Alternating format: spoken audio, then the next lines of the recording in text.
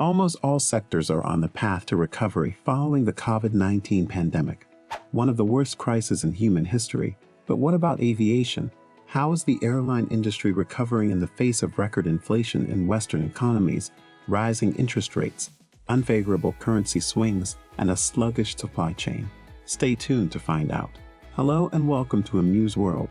If you're new to our channel, make sure to click the subscribe button and the bell icon to be notified whenever a new video is posted. With more people wanting to fly and ticket prices going through the roof after restrictions were lifted, the global aviation industry is on its way to recovery from the COVID-19 pandemic in 2023. Airlines, airports, and aerospace companies have started hiring at record rates, adding capacity, resuming routes, repairing balance sheets, and for some, going back into the black after almost 3 years of falling profits. Now let's look at some of the indicators of recovery in the aviation sector. Number 4, we have Emirates A350 entering production in early 2023.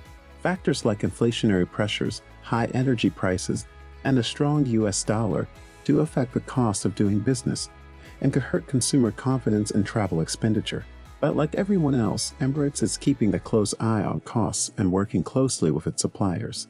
Even though economists say there will be a recession in 2023, or at least hard times for businesses, economies, and consumers, Tim Clark, the president of Emirates Airline, says there is still reason to be optimistic about next year.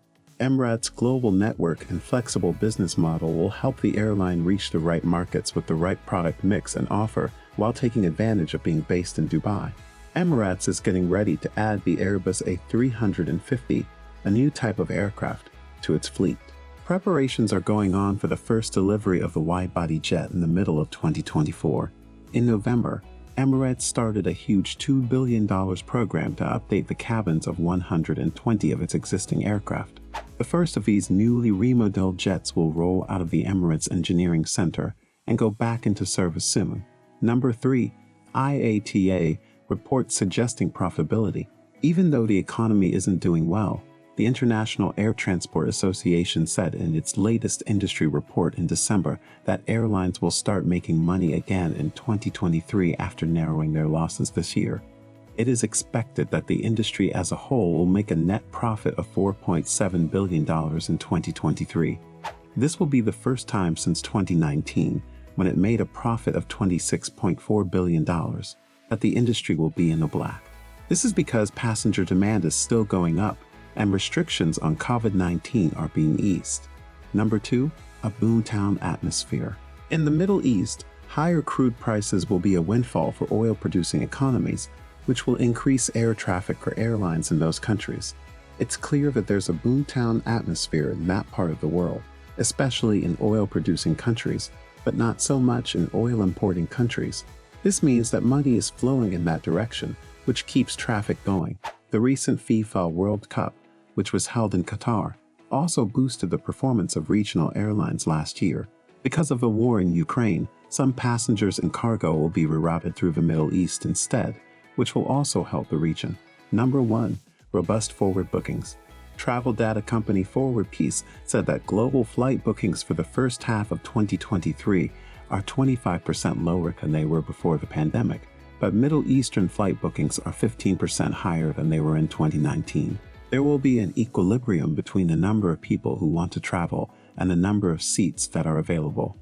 This will make airfares more reasonable, but increased costs and inflationary pressures mean that prices are unlikely to go back to where they were before the pandemic.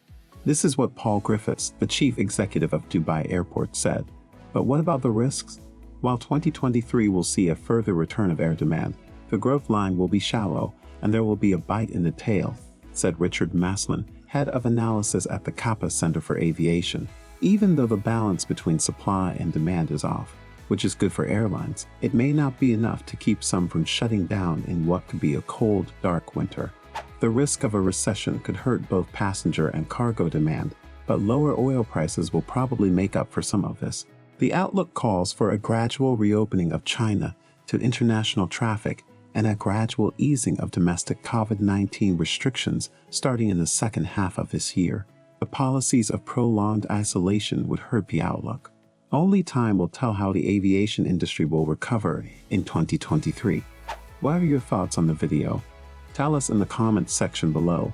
Please like the video and subscribe to the channel if you enjoyed it. Thank you for your time.